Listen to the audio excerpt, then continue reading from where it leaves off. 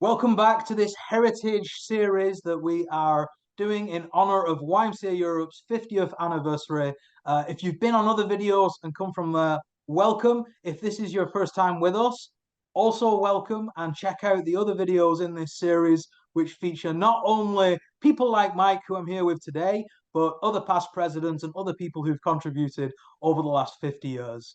But today is Mike's turn, and we're looking forward to hearing about him and his journey and how he's been involved, not just at the European level, but at all levels. But I'm already getting ahead of myself. Mike, welcome, and straight into it. Introduce yourself and who you are and what you're about, please. Well, good evening. Thanks, Adi, and thanks for the opportunity just to have this chat with you and just share some of my experiences from my YMCA journey. Born in Aberdeen in Scotland, so I'm a Scotsman. I'm the eldest son of my parents, George and Lynn.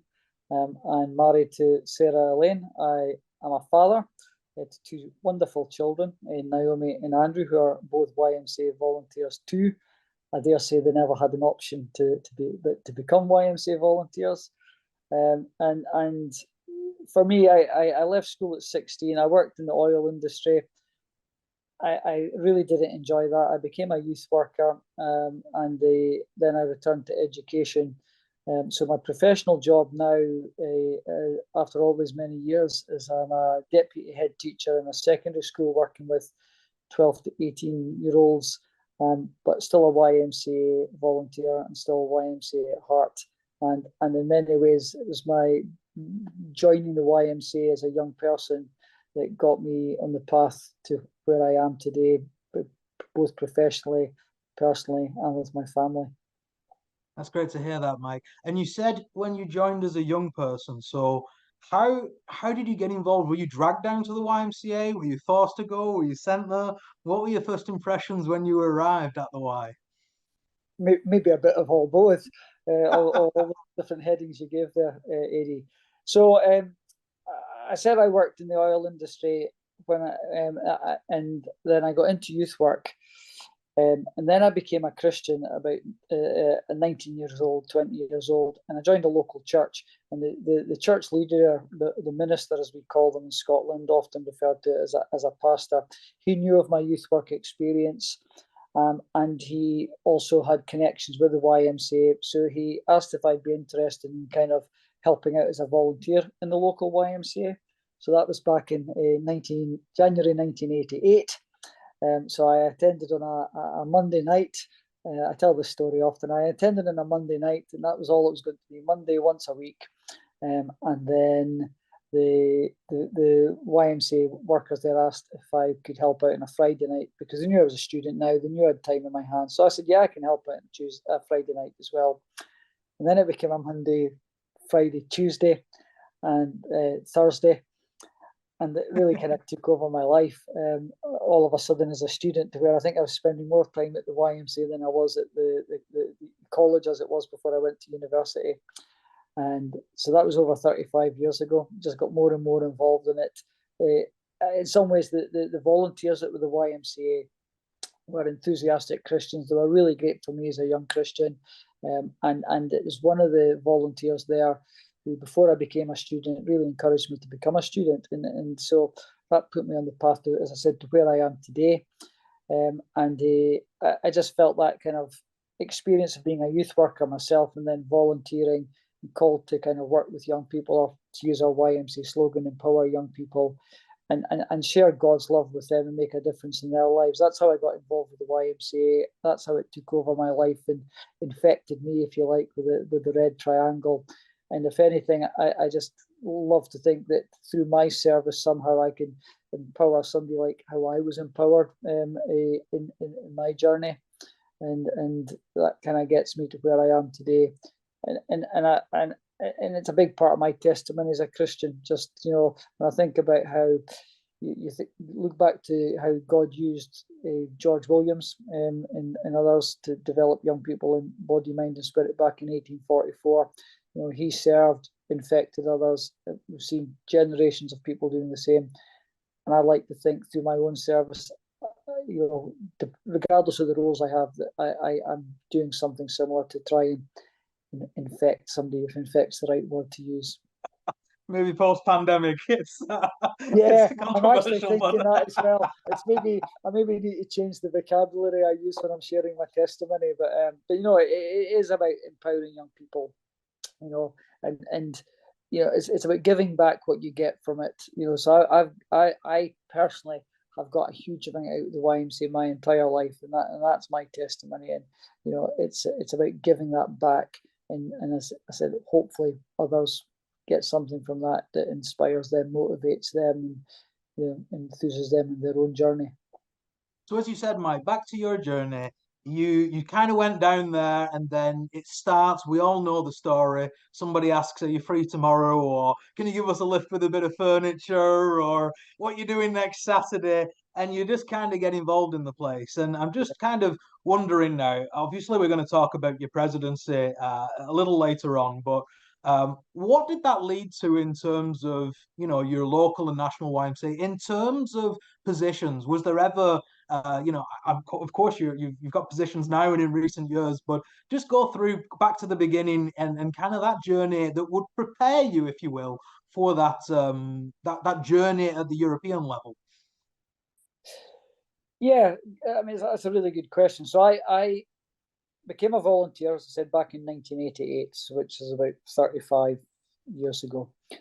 And about a year and a bit later, the president of the YMCA in Aberdeen, a guy called Joseph Tinsley, Professor Tinsley, I've still got the letter. He wrote me a letter asking if I would be interested in becoming a charity trustee. And he said it'd be great if I would consider it. If I was attending board meetings that week, I wouldn't be required to be volunteering in the youth clubs. So I became a charity trustee of YMCA in 1990, but was still helping out in youth clubs. And then in about 1995, locally, I became the vice chairman. And then the board asked if I would become chair back in 1997. So I've been the chairman for a long time, which is in some ways from governance principles, it's not great to have the same chairman, but we've had a lot of rotation in our board members. And every year I never put myself forward to be chair. I'm asked if I would continue to be chair. And it, for me, I really believe that's God's calling in my life. I enjoy the service. I enjoy the opportunity to serve in that way. But it all comes back to that letter I got from Joe Tinsley, which he said it wouldn't take up much of my time. So from that kind of being involved in a governance level locally, I then got involved at the governance level nationally. So I, not long after becoming a trustee, the local YMCA, I became a trustee of YMCA Scotland. We call that our executive committee. And I became one of the youngest executive committee members back in well, I probably became an executive committee member before I became a trustee in Aberdeen, but about 1989, 1990. And I've served on the executive committee of YMCA Scotland since 89 to 2022.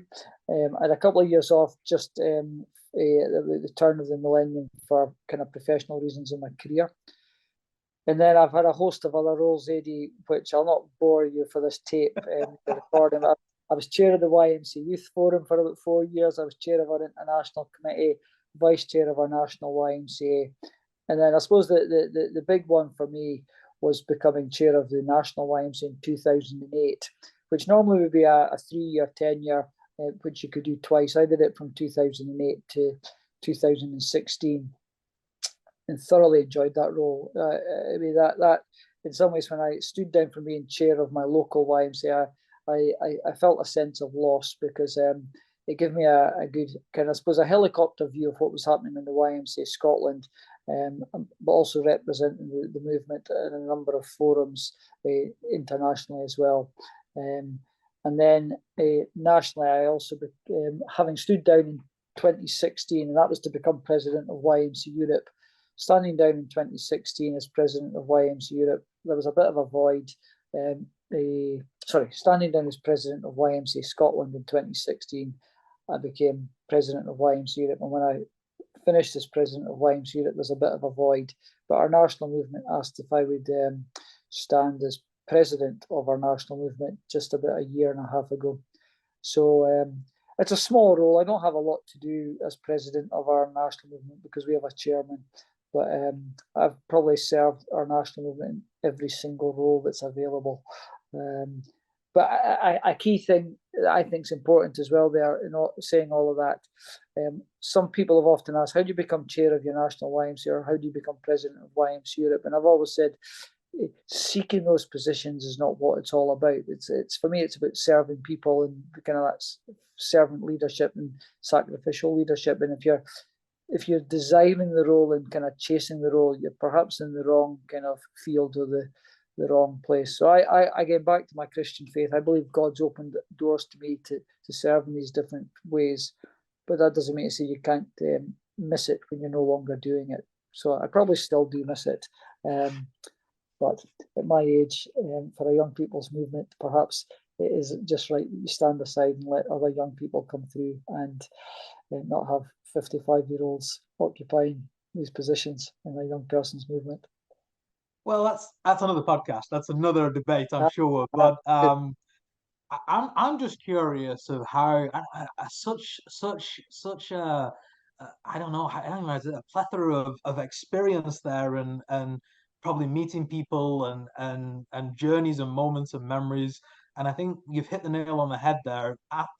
Sometimes just being asked to do something makes it feel much more than you ever thought by somebody in a position saying, have you thought about this, or we want you, or I see this in you that you don't quite see. But I'm just curious, Mike, how did that start to transition across to your involvement on a European level? So obviously YMCA Europe started going in the 70s and then started really rocking in the 80s. And your timeline kind of, how did that, by being involved in the national, did that automatically translate to you representing Scotland at a European level? I'm talking before your presidency. Was there events? What were you doing in the EAY, as it was known back before the presidency role?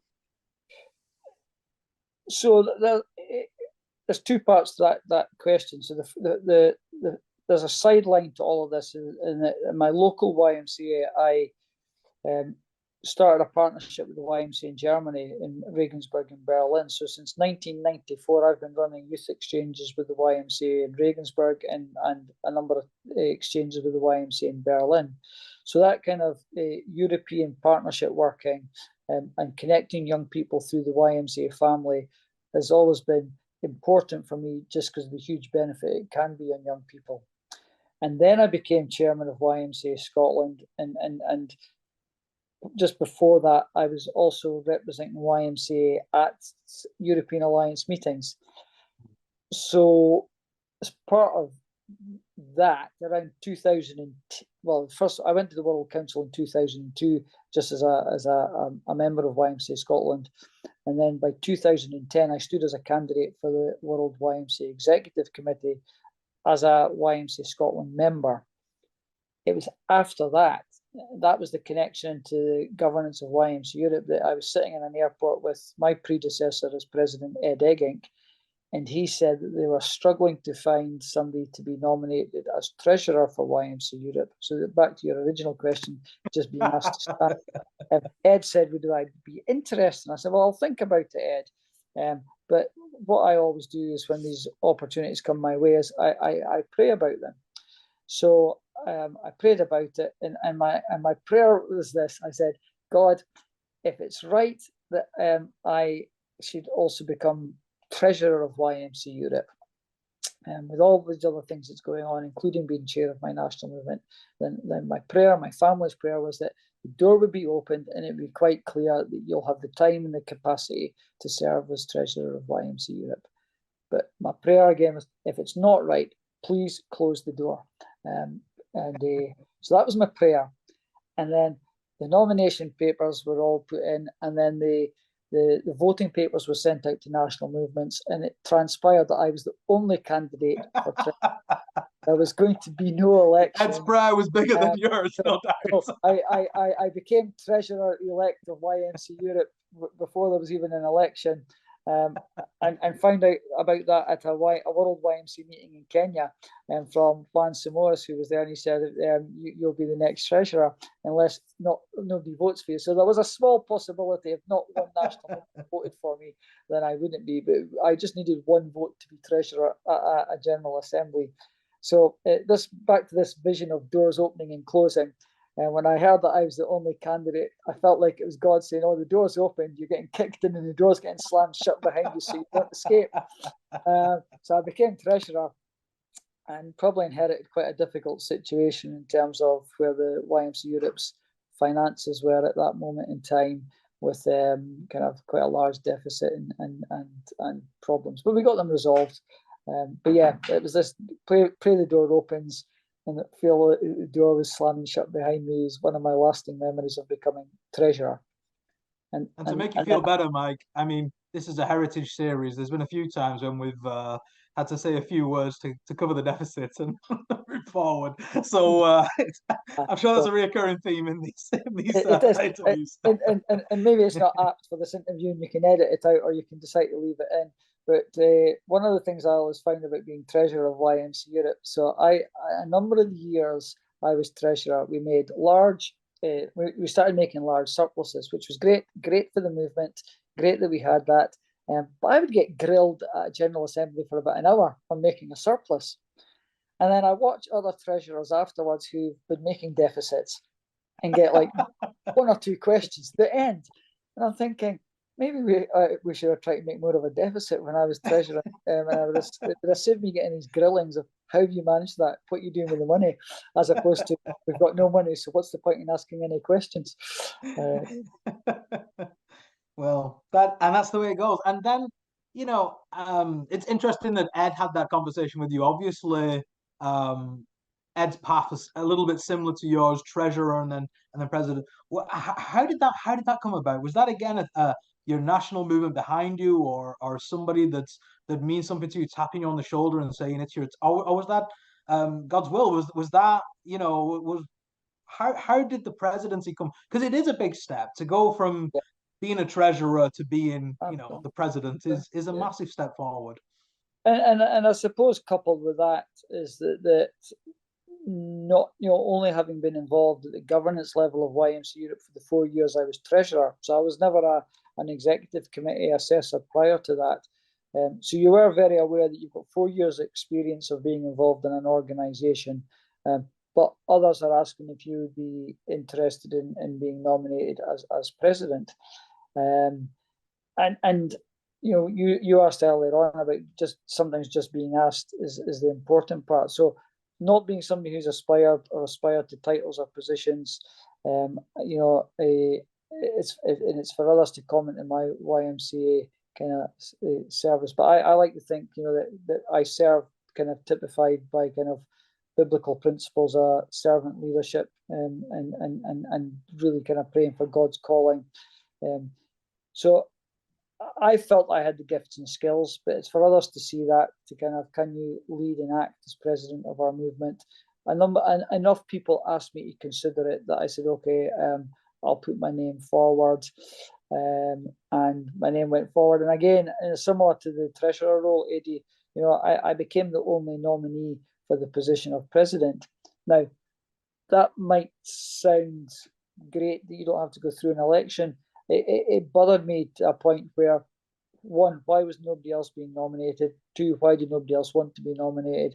And three, what's the strength of our YMCA Europe governance if you only have one nominee for president? So anyway, I was the nominee, didn't aspire to be president, but ended up kind of by the motivation of others and the encouragement of others to go forward, and found myself elected as president of YMCA Europe. So it was never an achievement or a milestone that I wanted, but when you find yourself in that role as a Christian, you've got to believe that that's what God wanted for me. That's what God opened the door for me to enter into, to serve, and to, again, back to what I've said previously, to empower others so that they can become more. So during your time as president, Mike, and I'm just looking here at some of our prompts.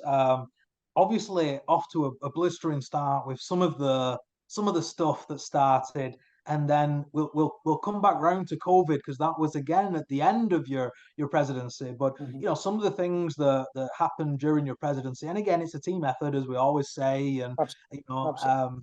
but I don't know if you want to expand on kind of just maybe the youth voice and the advocacy element within Europe that maybe took shape under your time, or the roots of the education of the Masters Initiative, or even the work with refugees and asylum seekers. Yeah, Those yeah. are three pivotal pieces of work that are still very much needed and still happening at the time of this recording. If you're watching this in 20 years' time, we hope it's still going. But Mike, do you want to expand on some of those initiatives that I think you're pretty proud of, or at least proud to be part of the team that got that going or initiated?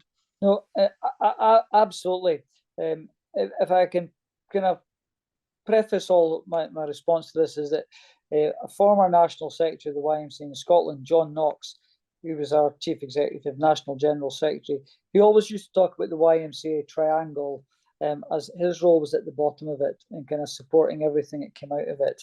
And I think that's similar for those that are in trustee positions, that we need to see ourselves as the people who are kind of governing the movement, and supporting the movement, so that others can get on and do the job that they need to do to make the difference. So I absolutely, it's about being part of a team, but in some ways it's about kind of making sure that the team has an engine to do what it needs to do. So in terms of the big things that kind of stand out for me, I'll part the COVID as well, as you kind of said, we might come back to that.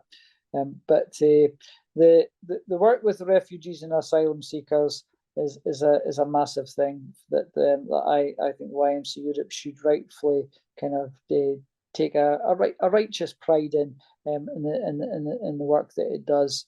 And we see right around our world, particularly in the last kind of post COVID, a lot of conflict, a lot of displacement of people, a lot of economic migration, and YMCA, and not least, sorry, I should have said, and also the wars that are now going on in our continent. And YMCA has demonstrated a great ability to be serving people in these areas, to bring peace to their lives, to kind of give them a hope when their lives that they know it have been kind of shattered or destroyed, or when they've arrived in Europe from kind of, as I say, fleeing other areas of persecution. And one of the great things YMCA Europe, I think, has managed to do over the years is leverage capital and assets and resources to support local YMCAs to invest in other people. So just being part of that in a small way, but seeing others really kind of making a huge difference in other people's lives, I think it's great for YMCA Europe, and I'm really pleased that I had a part to play in that with the executive committees that I served. And then the youth voice one, again, when I became president, I was determined that young people would have a greater role in the governance of the organisation, because I've for many years have heard about young people need to be better involved, young people need to be involved all the time. So my first year as president of YMCA Europe, we did not have a lot of people at the General Assembly to represent the voice of young people. And I think that was a right criticism. So the following year, when the General Assembly came to Germany, I made sure, through just working with the nominations committee and our executive committee, to get more young people to be nominated for some of these positions. And there was then criticism that we had too many young people involved in the governance of YMCA Europe. So it was a criticism personally I was proud of, because I think if we look back to George Williams, who was 22 when he started the YMCA, I don't think there's any reason why 22-year-olds should be excluded from the governance of the movement today. And yeah, young people may not have that experience that others may have, nor may they have the time that others have because they're students or whatever, they're just starting working. But I think through being part of the YMCA and supporting people in these positions, I think the YMCA is well placed to support young people to kind of have their voice heard, to represent the voice of young people through advocacy, but also see young people taking on the positions of responsibility where they can, to quote you, be the change that they want to be, Eddie. And then the one bit that you didn't mention was our new office in Brussels. So moving from a governance system in Prague in the Czech Republic to a governance system in Brussels. That sounds such an easy move to make, and I'll not bore this people ever listening to this about the time that took, but it was hugely difficult and complex and technical and legal to wrap up essentially the charity YMCA Europe in the Czech Republic and reopen it in Brussels, but at the same time having the organisation move almost seamlessly from a Czech office to a Belgian office. And I think the fact that we've achieved that and see so many great things now coming out of the office in Brussels, I'm really pleased that's kind of bearing more and more fruit. So that the roots that we planted in Brussels and the vision that was there to have a Brussels office that came out of a General Assembly. Again, pleased that our executive committee that I served as president really kind of made that happen. And so pleased with that. And then, of course, I was YMCA 175, which was a small thing that took over everybody's lives before COVID came along. I mean, do you want to expand on what 175 was? Because I'm pretty sure not everybody watching will have either been there or will have either heard about it. And I think, you know, it's the more time passes, the further we get away from that milestone. So the biggest, I guess, European event in its history was the 175 event in London, and that was under your presidency, right? And that was a massive challenge. It was a huge challenge. So from a programmatic point of view, I think that well, let me go back a stage again. From a visionary point of view, we wanted YMCA 175, having listened to stakeholders, to be an event that it wasn't just a historical retrospective event and look back over the past of YMCA Europe or the past 175 years of the YMCA movement and say, oh, haven't we been a great movement?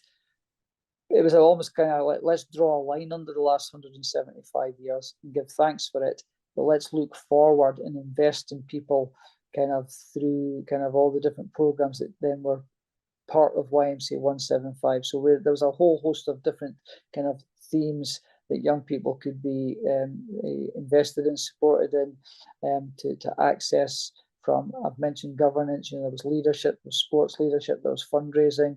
There was the whole social aspect. So if you think of the YMCA triangle and body, mind, spirit, there was something for everybody that attended that 175th anniversary event of YMCA, organised by YMCA Europe in London, but supported by World YMCA and YMCA England and Wales and the YMCA Urban Network.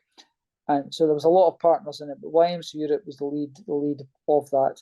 And as I say, it took up a lot of time, it took up a lot of money, and it did make a financial loss, which was disappointing. But I came away from that saying that, so it was about a €200,000 loss. But when you consider the number of people that was there at the event, it was a small investment financially into each of these young people. And if each of these young people, it was a YMCA 175, go away enthused by attending it with an idea for their own local YMCA, their national YMCA, their international YMCA, that from all the people that attended it, if they're growing YMCA work and investing in others locally and making a difference, I think the loss becomes a small investment in the growth of YMCA across Europe and further afield, because it wasn't just Europeans that came. But a great event. And I saw how my own 2 children benefited from it and developed and grew from it and became the YMCA volunteers. My son running eco clubs in the local YMCA, nothing to do with me, just something he took out of YMCA 175. And I just love to think there's a lot of young people like my son left that event just enthused. So fantastic event. I've got great memories of it personally. But from a presidential point of view, I think it was a great success, and I'll not allow people talking about the financial loss to be a negative.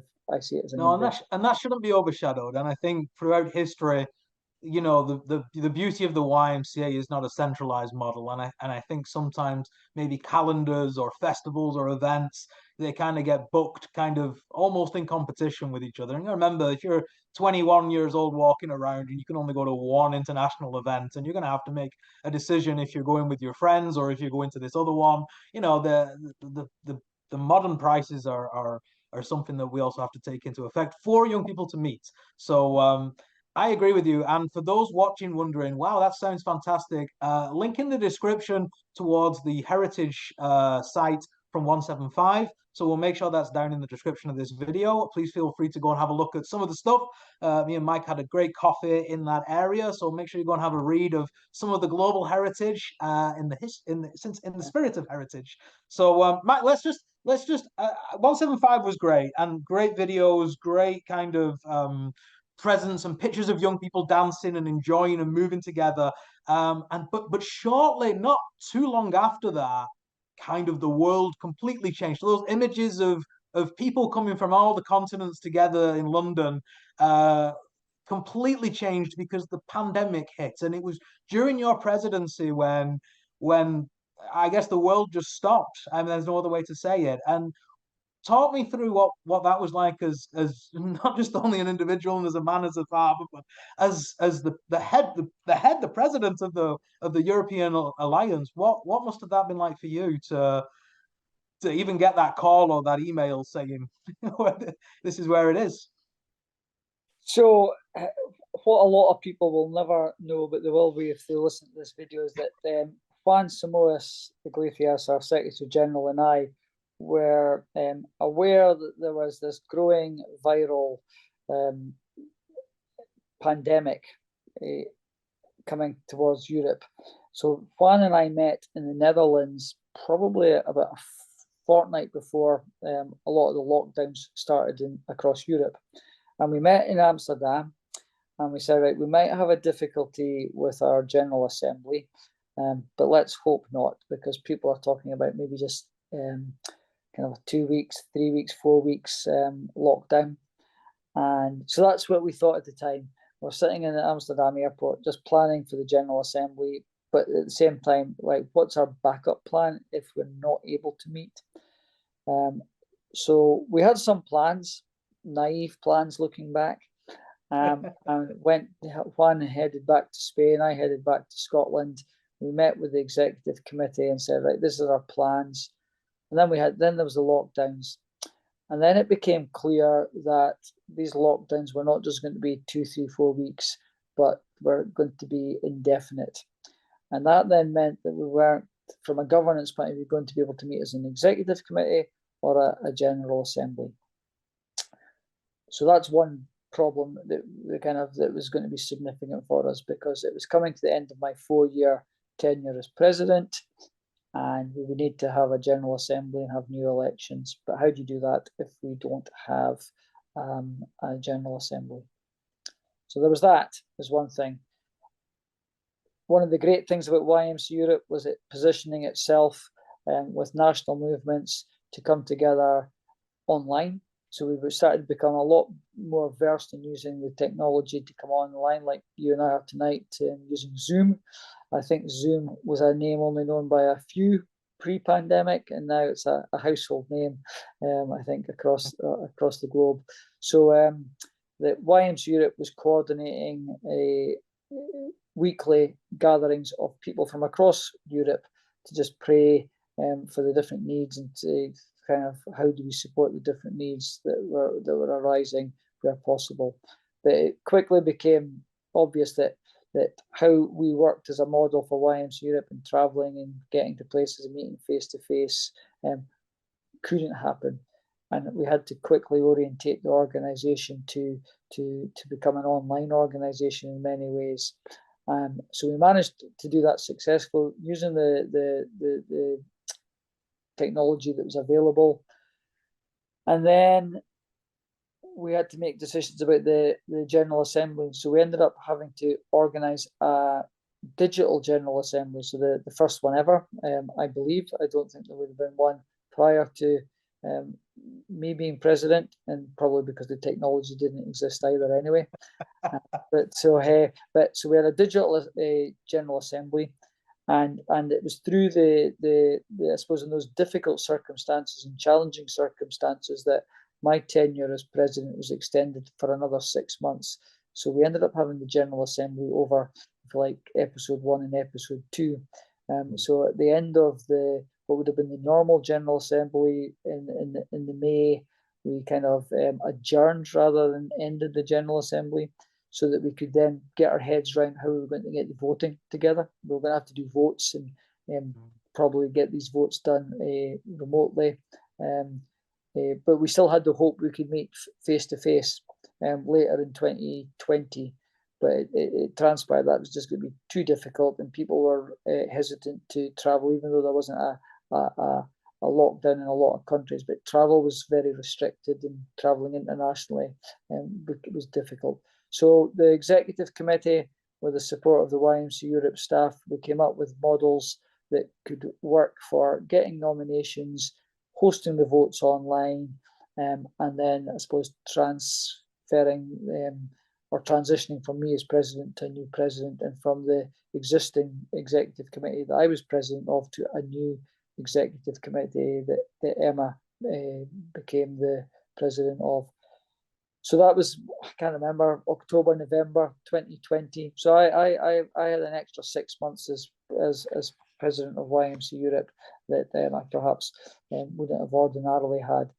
But it was necessary for the organisation just to do that transition of governance properly in a pandemic, in a real way that gave, I suppose, justification to the new executive committee and officers coming in that they've been elected through due diligence and a proper process. I think now, if we were in the same situation tomorrow, we would all know how to orientate ourselves to that kind of situation quite quickly. But it was all new. And again, I think a strength of YMCAs locally, nationally, and internationally is being able to orientate to the circumstances we find ourselves in quite quickly, and to make a difference. But we sometimes just need a bit of time to work out how we're going to do that. But I think we did that well.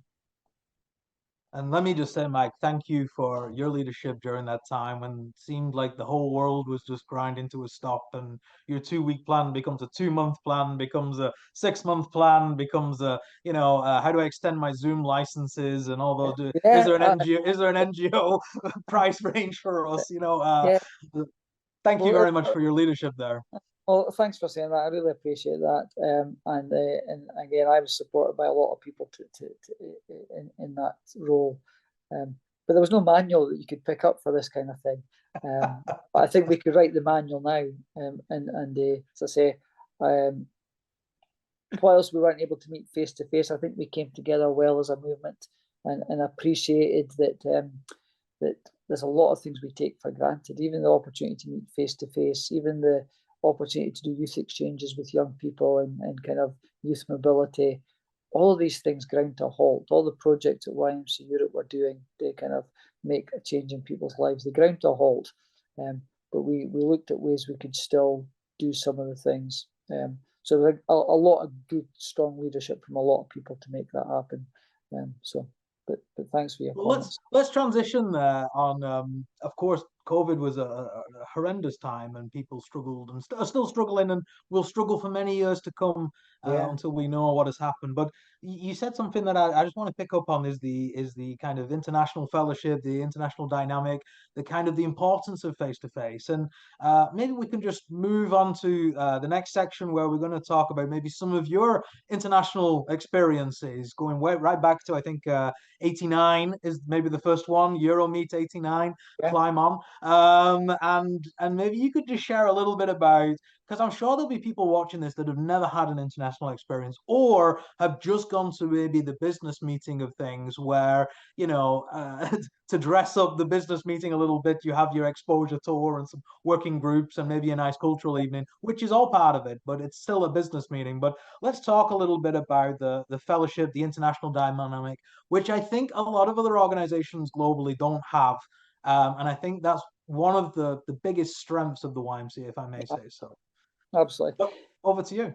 Yeah, no, you mentioned 1989. So I often, when I'm telling people about just my YMCA experience and journey, was the Euromeet, which was a YMCA Europe event, or EAY as it was, event in 1989 in Finland. So I went there as a youth member of my local YMCA, where I was, well, not a youth leader of my local YMCA, to Euromeet in 1989. And it really did blow my mind, just that, here's me, local member of a YMCA in Aberdeen, part of something far bigger. Huge movement. I couldn't believe it. It's like actually, there are YMCA members all over Europe, and I can't underestimate how much of a kind of an impact that had on me. There, thinking we're part of something far bigger. I never even realised this, and was just blown away by it. And it was a consequence of that, going to that Euromeet, that was then coupled with another event that happened not long after that in 1989 as well. I was asked if I would go to East Germany, as it was, communist East Germany, before the Berlin Wall came down. Wow. But if I could go and represent YMCA Scotland at an event in East Germany. And now I say I stupidly said yes, because it was only when I arrived in East Germany that it kind of transpired to me that, Mike, you can't actually speak any German. You've crossed into Eastern Europe, past this Berlin Wall, into the other side of the divide, where there's a Cold War in Europe, and you can't speak German, and they can't speak any English. So that's a significant problem. But I was the event was run by an organization called the Evangelische Männerwerk, which was the YMCA organization working in East Germany. And thankfully, and I give thanks to God for this, there was one person there from the Swiss YMCA, a guy called Urs Hauser. And Urs Hauser could speak both German and English. And he, for the time I was at the conference in October 89, so I was there for 2 weeks in total, but I was at a conference for 3 days, and Urs Hauser was able to translate enough for me at that conference that I could understand it and get a glimpse of what the Cold War was really all about, and how this Berlin Wall was dividing people across Europe. And here was this YMCA family, me coming from the West, the Evangelische Männerwerk family in the other side of the wall. And one person said to me this, he said, I hate the fact, Mike, that I can see the lights in West Berlin, but I can't travel there.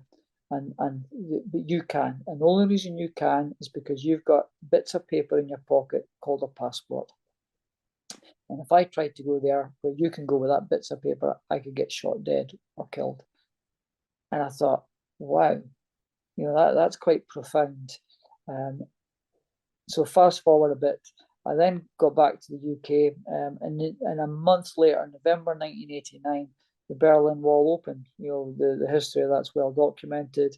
But it was that YMCA Europe experience in Finland, and the huge potential of YMCA, because we're part of a huge YMCA Europe family. The experience in East Germany, seeing where young people are oppressed and divided. And when the Berlin Wall came down, I thought, actually, there's a huge potential in YMCA to bring all of this together and really make a difference for young people. And that was, in many ways, the trigger for my service. Some would say obsession, to connect the potential of YMCA and that ambition, and through YMCA partnerships to empower young people. So in some ways, I'll always meet a YMCA Aberdeen local member, and that will always be important to me. It's my kind of home local association, but a YMCA Europe member as well, because there's a huge potential in our YMCA Europe family internationally to really make a difference in young people's lives. So that's how I kind of got into that, and why I've been driven by that, and everything else that's come out of that, Adi, kind of going to YMCA Europe events, going to General Assemblies, going to the Prague festivals, and all of these things. That's been hugely important for me to kind of try and ignite that same vision and hope in others. And I still fundamentally believe that huge potential still exists today, to make a difference for young people. We talked earlier about some of the problems we have in Europe. Europe stands in a great place to support young people, to liberate young people, to empower them, and to help them to be that kind of change makers, whether that's locally, nationally, or internationally. Wow, that's couldn't agree more with you. Some of the closest friends that I have, I got told off once because I said YMCA friends, and my friend from Northern Ireland said, do you not mean just friends?" And it was a big moment in my life where I was like, "Yeah, it is just friends, friends through the YMCA." And listening to you and listening to your passion and why you do what you do, I guess that'll resonate with a lot of people watching who've had that international experience. And for those who are watching who've not had it yet, to go and just jump in, and it'll change you, and Absolutely.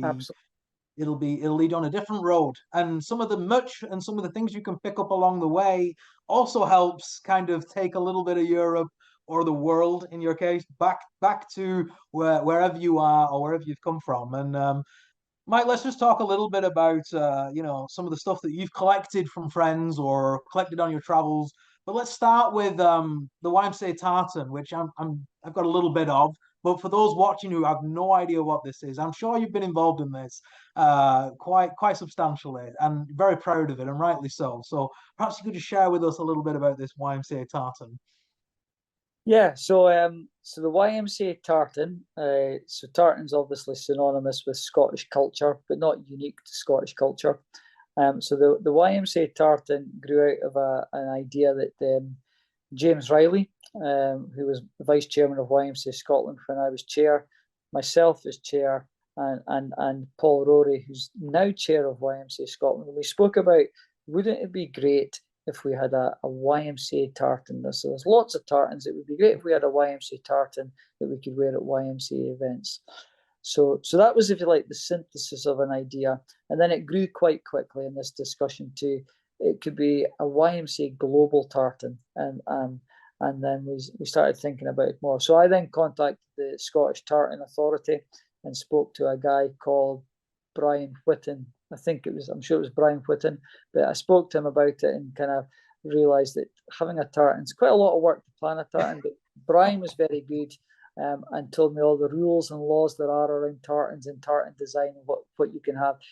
So for anybody watching this, I'll not go into all the rules, but you can only have 6 colours in a tartan. So maximum of 6 colours. That's one bit that I can tell you. If you want to know any more, you can look it up.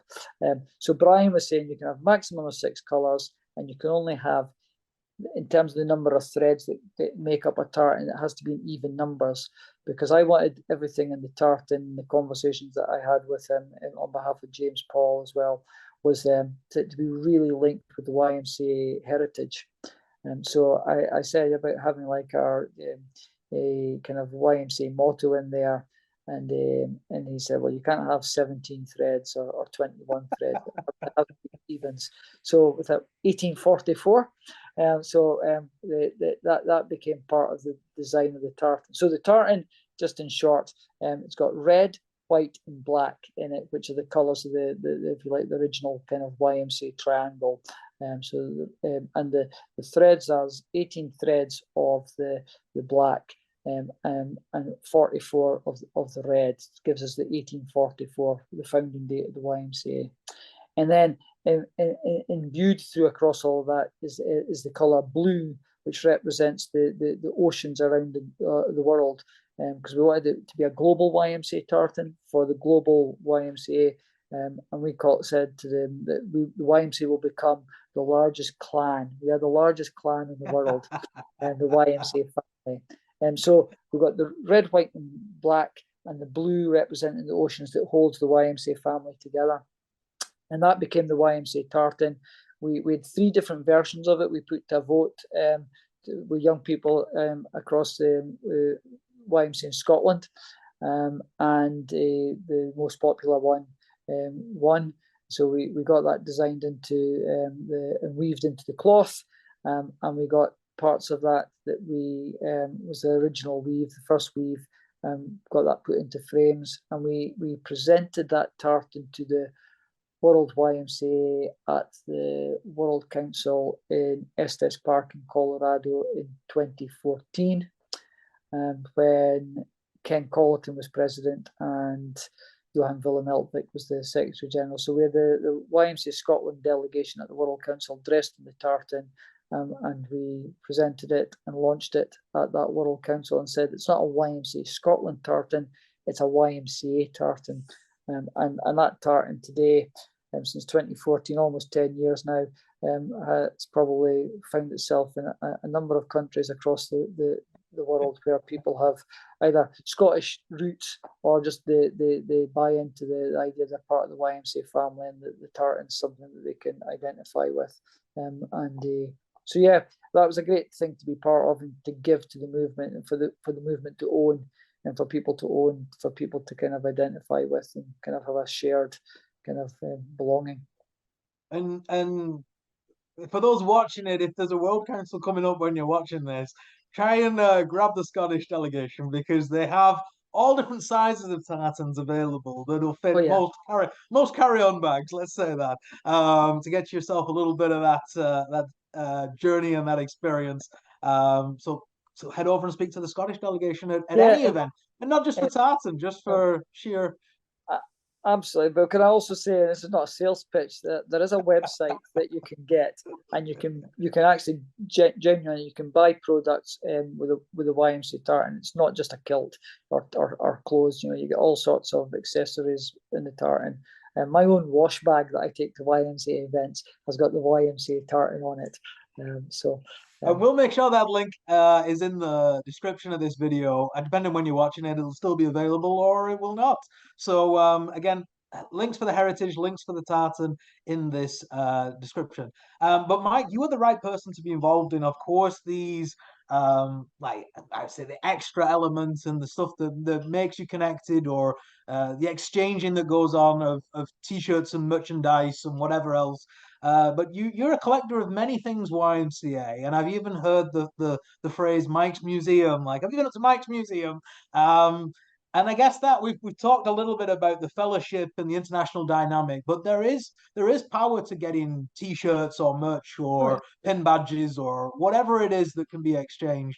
But you yourself have got quite a collection, I believe. So share us a little bit of your passion or hobby or collecting, whatever that is for you. It's a bit of both. It is a passion, and it is a hobby, and I get a great delight out of it. So like yourself, Eddie, we're both great pin badge collectors, and it's pin badges that are YMCA pin badges. So I'm really not interested in any other type of pin badges in the slightest. But coming back to this idea of YMCA family and meeting people and just getting something of theirs that you can either exchange or they give to you, it forms a great collection that I love showing to other people. So in my local YMCA, all my YMCA stuff is in the local YMCA, so I don't have it at home, and it has become a bit of a museum. But so let's call it the museum. So in the museum, there's a huge pin badge collection. And people just get mesmerized about, wow, there are YMCAs in Peru, there are YMCAs in Hong Kong and China, there are YMCAs in Ukraine and Russia, there's YMCAs all over the globe. So similar to my experience when I went to Finland in 1989, where it really hit me, you can't give other people that same experience, but you can expose them to just the diversity of our YMCA family across the globe. So the pin badges, I say that in some ways it's little bits of metal, but it really helps to tell the story quite quickly in quite a dramatic, colourful way. And behind all of that, like you'll know this, Eddie, that with the vast majority of the pin badges, you remember who gave you them, and you remember their stories. So they're far more than just pin badges. They really are the kind of the memories, the people we support, the people we pray for, the people we fellowship with. And it tells, I suppose, in many ways, my story of YMCA, but I can share it with others and they get just a glimpse of what YMCA does. So there's the badges. I like buying YMCA history books and just capturing them, and finding out stories that are buried in the history of YMCA that we'd never find out about. So just a quick one is the YMCA in the Huts book. but in there it talks about YMCA workers who won the Victoria Cross in the UK. So the Victoria Cross is the highest bravery award that you can win for bravery and gallantry in the United Kingdom from being involved in any conflict. And there was YMCA workers serving as volunteers during World War One being presented with the Victoria Cross for going well beyond what was expected of them. So I like these books that tell these stories and capture these stories, books about how YMCA movements nationally were formed. I've got a book called YMCA in 50 years, first 50 years of YMCA. And it's just got little short stories of how the YMCA movement started in a number of national movements across the globe. I've also got one book that I really like, which is from the 13th World Gathering, so not World Council, but 13th World Gathering in Edinburgh, and it's a brilliant book, a lot of handwritten notes in it, and I thought, wow, I'm really kind of privileged to have this book and to get this book. And then I found another copy of it in the World YMCA archives, exactly the same book. So I then realised it's not just one handwritten book. They must have handwritten a number of these books. And I don't know how many copies they handwrote, but some of these obviously went through the process of making like duplicates of exactly the same book of bits that was kind of glued in, sellotaped in, handwritten in. And my one book that I got from, I mentioned Joe Tinsley earlier in this interview, Professor Tinsley. He gave me a book that he got from a woman many years ago, and it's called A Missionary Band, and in it it was presented to the YMCA of Old Meldrum. So that's a small village in Scotland. Presented to the YMCA of Old Meldrum, and thank you for your Christian service. Yours, George Williams, founder, YMCA. So it's an autographed book by George Williams. So again, it just forms a great story that, depending on who you're meeting with, what their interests are in. Mug collection, pens, pennants, T-shirts, frames, photographs. The hobby is collecting these things, but not just anything. But it's being able to organise them in a way it can tell a story. So that's how the room at the YMCA is referred to as a museum, because I'm quite fortunate that my local YMCA allowed me to have a room to put all that stuff into, so it can be presented in that way. And as you said, Mike, it's more than just exchanging T-shirts, or you meet people, and then if you're lucky enough, you meet them again, or you meet them years later, or you remember. I met somebody recently. I was like, yeah, did we trade badges back in pre-pandemic? And like, you have that reconnection, and yeah, it's nice, and to know that others out there take a little bit of what you have home is really nice. But the significant thing there is the people, and you've mentioned a lot of people who were on a journey with you. Some you've named very well. Is there anybody you'd just take a minute to just think who was significant? Obviously, you mentioned the professor a second ago, and this kind of reoccurring theme in your story of being asked to serve, or maybe God giving you a prod through other people. But who's been significant for you in your journey over the years in YMCA? Not even just about presidency, just in general.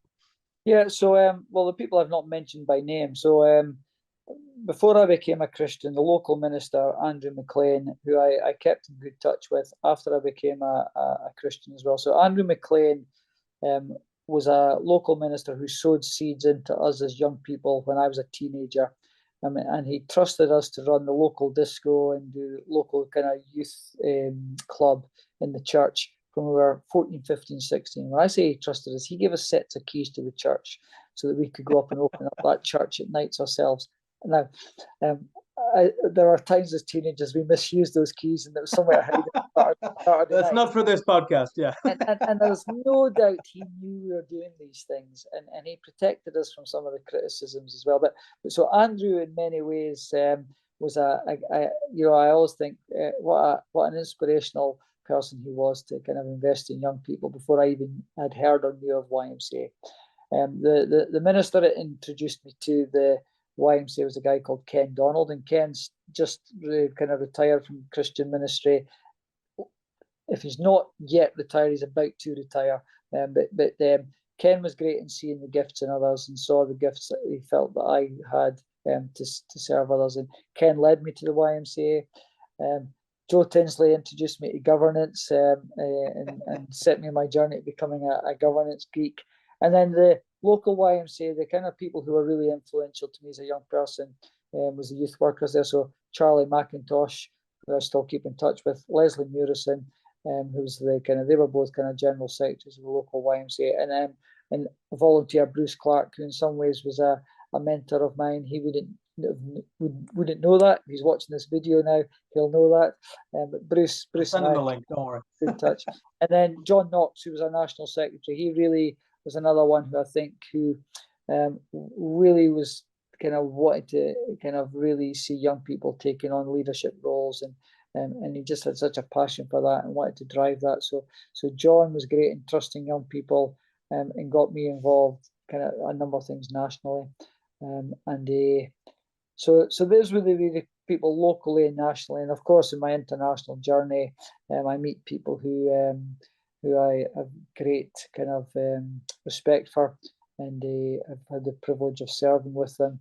And I'm going to say Juan Samoas, during my time as president. But I first met Juan in 1989 in Europe, and you talked about our paths coming back and forth and back and forth. So I met Juan in 1989 in Europe at YMCA Europe's Euromeet.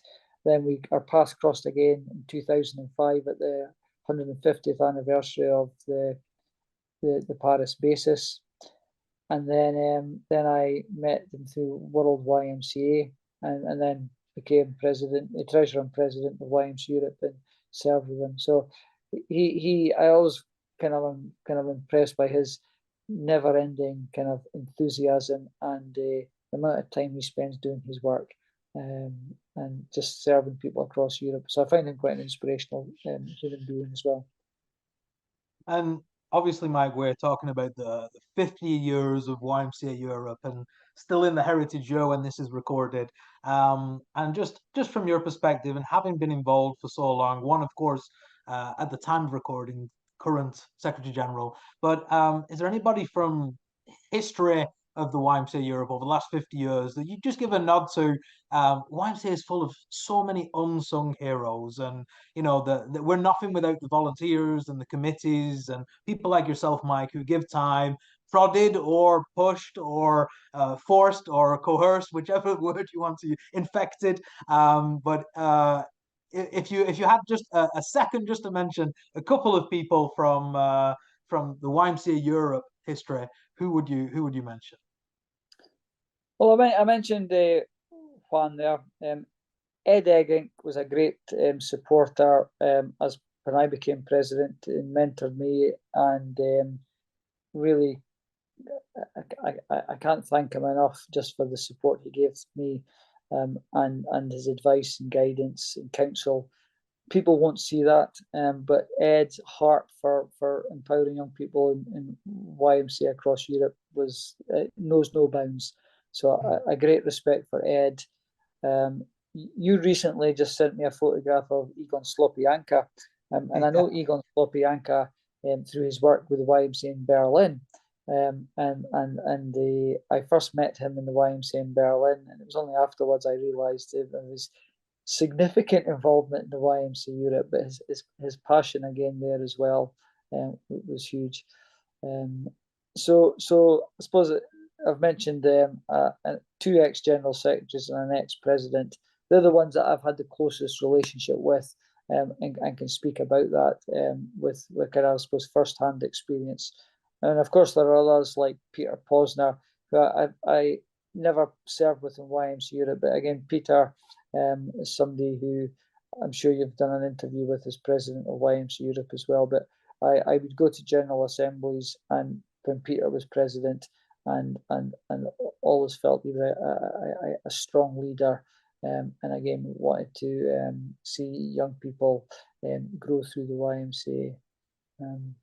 So those were the ones that would spring to mind, Adi. I dare say when we stop this recording and I go on to the rest of the day, I'm going to think, why have I forgot those? So can I put a kind of an apology out there for those people that think? No, I don't think so, Mike. I think it's fantastic, and as you said, there's so many people that you meet that influence you, whether it's just an exchange of something or even ideas. Some of the people that I've become friends with, not just YMCA friends with, have just been people I've been placed in a working group with or forced into a discussion with across European events and these kind of things. Well, So there's a lot of people involved. Can I come back into that then? Whilst you're doing the interview, Eddie, one of the things I always look forward to when I'm going to YMCA events is actually our paths crossing. Because if it wasn't for YMCA, you and I wouldn't know each other.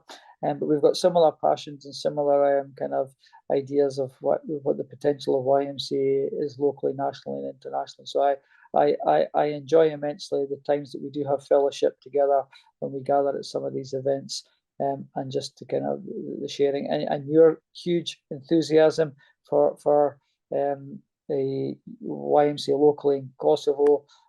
But we first met before you were even involved in the YMCA in Kosovo. So I'm hugely inspired by your drive for young people. And I already quoted you earlier in the interview, so I'm not just throwing that in here. You've been a great advocate for young people, and that in some ways gave kind of impetus to some of the things I wanted to see happen when I was president of YMCA Europe. You're very kind, Mike. I feel like we've already took so much from you, but I just wonder if you could finish with a story or a special memory, and just to send those who are still with us, who are hanging on to every last minute, milking the heritage interviews for every second that they're worth. Just wondering if you could share a special story, memory, or moment from your journey. And you've already been so kind and given us so much, but I am gonna push and ask for that last one. And it could be something that you've never told anybody, or it could be something you've said 1,000 times. So the one big story I think I've touched on a couple of times tonight, and that's just how how my YMCA journey, and that if I think back to, so what I'm alluding to is my YMCA kind of international experience, AD. We live in a divided world, and there are things that happen in our journeys. So in my YMCA journey, the things that have happened, I can either put down to being God incidents or coincidences.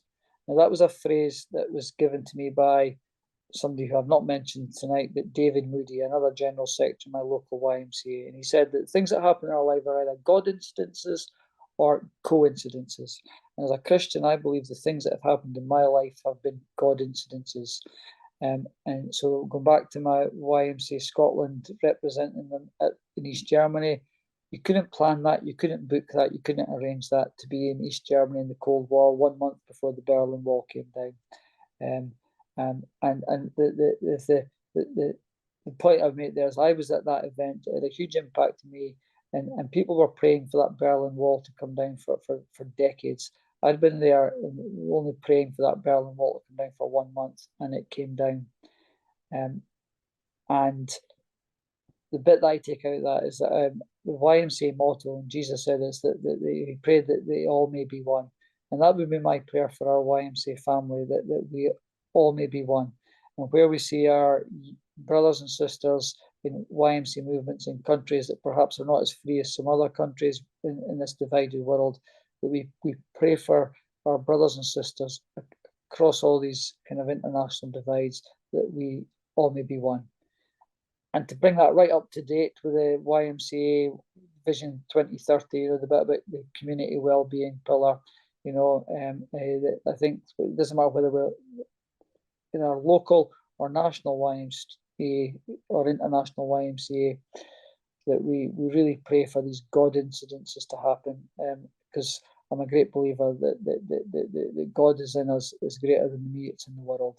And if God's with us, creating these God incidences to use us and the potential of our YMCA, we can see God doing great things to make a difference in people's lives through us serving Him.